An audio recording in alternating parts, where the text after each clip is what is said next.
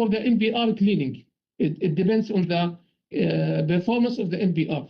We have also citric acid dosing system. Also, that one maybe it will utilize once a year, maybe. Once, maybe. Normally once a year, max twice a year.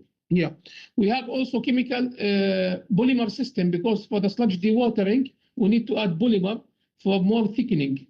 Okay, so we have polymer powder to liquid system. So you'll add powder here, it will have water and mixing, and then we have a chemical dosing or polymer dosing pump. This it will go to the sludge dewatering unit. Okay, this is the odor control system. So we have in our control system, we have biological type and with the carbon type for polishing. So we have a combination.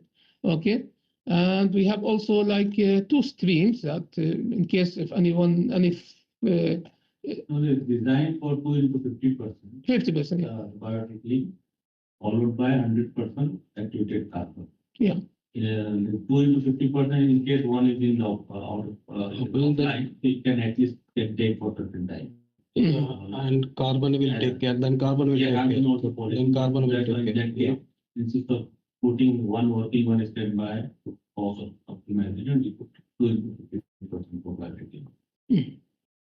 Okay, so this is the one. Okay, actually, this part is not related to the new STB. This is related for the existing phase 1 and phase 2 because they have they don't have like sand filter. So we just integrated like disk filter, similar to sand filter, another technology. So this is the one. Just this is the existing clarifiers and existing. So we have just to